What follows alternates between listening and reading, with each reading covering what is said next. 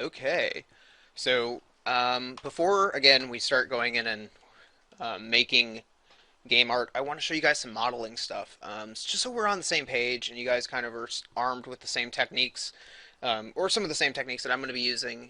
Take some of these, use them, don't use them. It's kind of up to you. But I do want to make sure that we're all familiar with the stuff because with pretty much everything in life, there's a million and one ways to do things, and the way I do things might be a little different than the way you do things, and vice versa. You might do things different than I do, and maybe they're more efficient. So I just want to show you guys the stuff that I'm going to be talking about pretty heavily. Um, so first off, let's talk a little bit about subdivisional modeling, okay, or sub-D modeling. Okay, sub-D modeling is the idea of taking let me actually customize. I'm going to set this up really quick. Customize user interface. Okay, under my quad menus here, I need to set up some stuff. So I'm just going to come down here. Swift loop. Huge. Love this thing. Save. Yay, max start. Yeah, that's fine. It should be under there now. Swift loop. Okay. Subdivision modeling is basically the idea of taking an object and based off of essentially tension, subdividing that object, and where there's supporting edges, you're going to get really nice crisp edges. Where there isn't, you're going to get nice smooth open edges, or edges are going to contract into a circular form. What does that mean? I'm going to show you. So I'm going to turn on here so we can see what the heck's going on here. Realistic, display selected, shaded with faces, edge faces. Turn off the grid here so we can see it. Okay. So, come down here, doop, doop.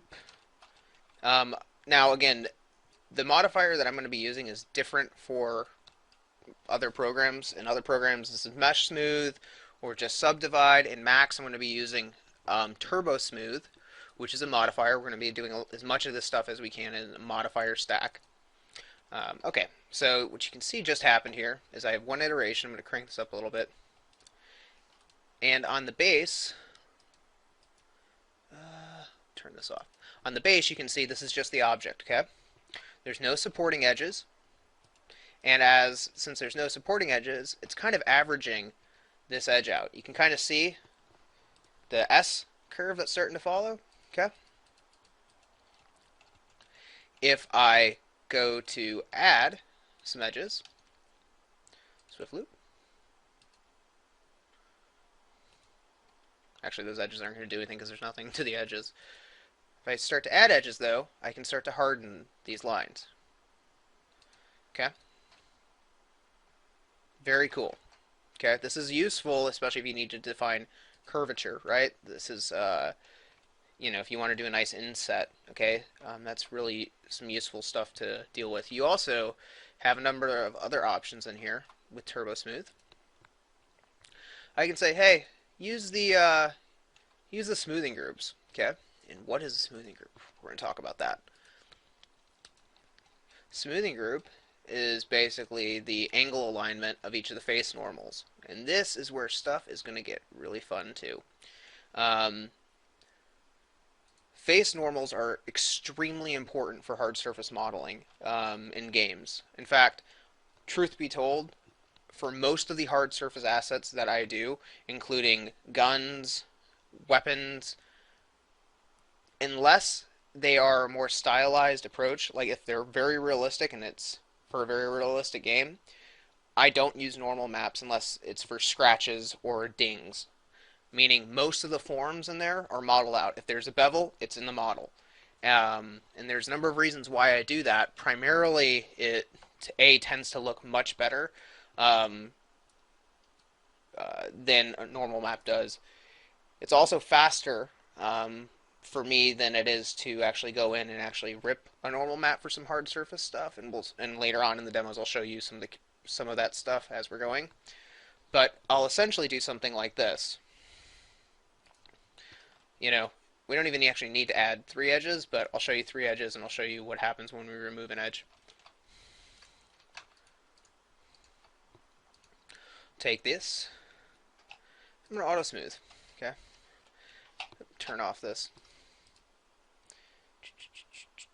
display selected, display. Okay, so nothing really happened there.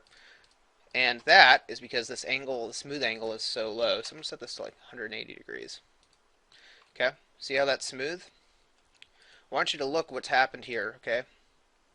I have a smoothing group now. Both of these are set to 2. Okay, so I can come into here, and I can say, hey, I want this to be a nice smooth transition. Okay, so I have the same smooth transition that was happening,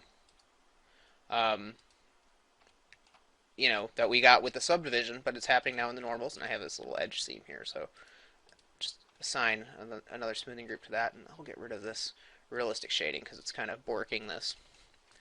Okay, and from here,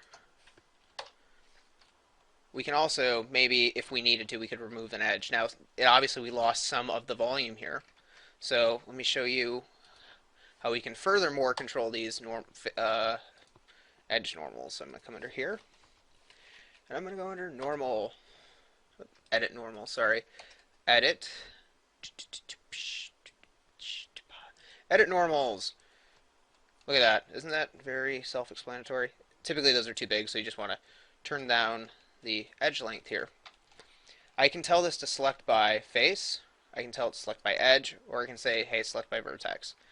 Typically edges are really nice because we can move them around, and you can see how the shading is changing. Okay, so this is actually the direction, and a normal is just a line. It's just an arrow that's coming off of either the vertex or the edge.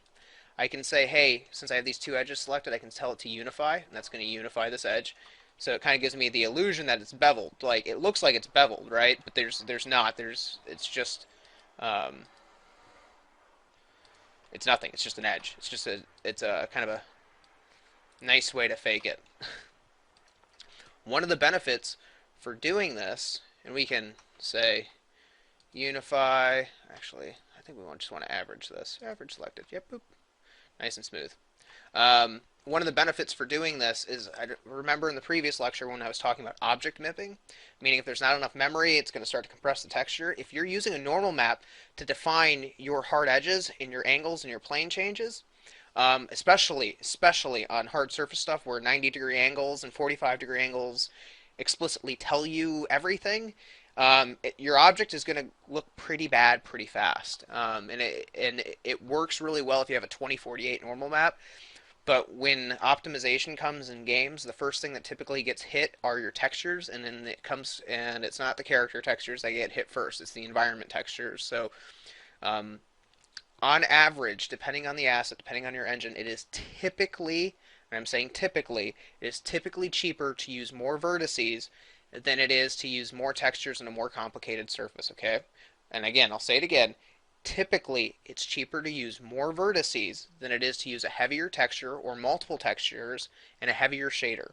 Okay, if you have to maintain texel density on an object and you have to do 2 or 3 normal maps, that's a really, really heavy object then, regardless of the poly count. Okay, just on the actual rendering of the object, at the texture fetching of the object, it's very expensive.